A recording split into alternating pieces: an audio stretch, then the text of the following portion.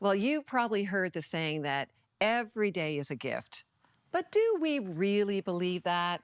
I mean, many days can feel so ordinary. So the question is, how do we really live like every day is a gift, even in the ordinary? You know, I was doing an ordinary thing the other day and I got my teeth cleaned.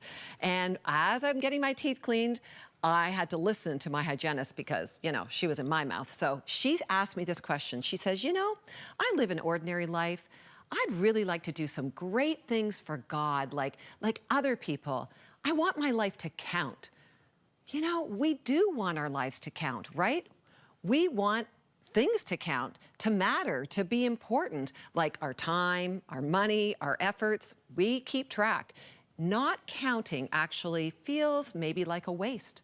Most of life is ordinary. Most of it feels like it doesn't count. I mean, getting breakfast, doing groceries, paying bills, driving to appointments, attending meetings, cleaning up after yourself or cleaning up after others, those ordinary things of life.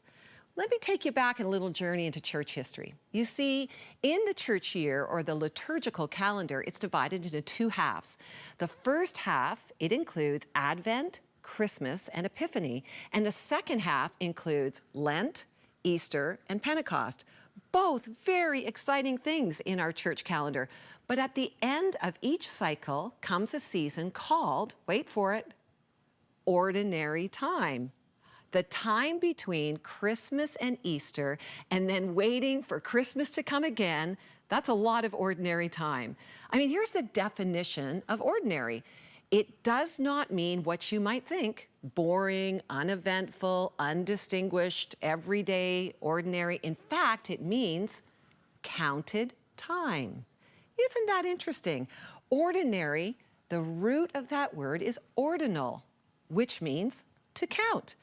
So let me quote one of my favorite authors. Oswald Chambers wrote My Utmost for His Highest, and in it he says, "It is ingrained in us that we have to do exceptional things for God, but we do not. We have to be exceptional in the ordinary things of life and holy on the ordinary streets among ordinary people. And this is not learned in 5 minutes."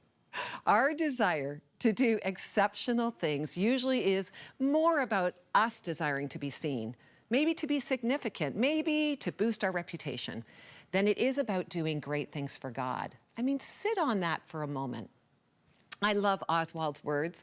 We have to be exceptional in the ordinary things of life, and this is not learned in 5 minutes. Isn't that true? We are so impatient, feeling that we must live out a Hollywood movie or the ultimate Facebook post or somehow living that epic life on Instagram. We look for great moments. We look for great accomplishments, for outcomes, for results, and they become our focus. But let me tell you something to be true. Following Jesus is not so much about the outcomes or the results or the things that we can measure. It is actually more about being present with Him, knowing Him, seeing Him at work in your life and the lives around you. It's about giving Him the glory and attention, which requires us to look for Him. And it's learning to be like Him in the ordinary. And that includes our attitude, our actions, our thoughts, our emotions. You see, being intentional each day to the presence of Christ being both in us and with us. We don't learn that in 5 minutes. But knowing God is not a program. It's a relationship that grows in the ordinary of each day. Matthew 11 says this, out of the Message, "Are you tired, worn out, burned out on religion? Come to me, get away with me, and you'll recover your life. I'll show you how to take a real rest. Walk with me. Work with me. Watch how I do it. Learn the unforced rhythms of grace. I won't lay anything heavy or ill-fitting on you. Keep company with me, and you'll learn to live freely and lightly." Keep company with me, Jesus says. We must make it our focus to keep company with Christ, to know Him, to be in relationship with Him, to let the Holy Spirit, the Spirit of Christ that is actually in us, to whisper to us each day, to obey whatever He tells us to do and to follow His example.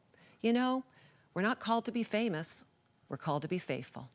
And living each day is a gift when we recognize that it's not about elevating any moment, whether good or bad or just plain ordinary, but rather it's a call to be exceptional in the ordinary things of life.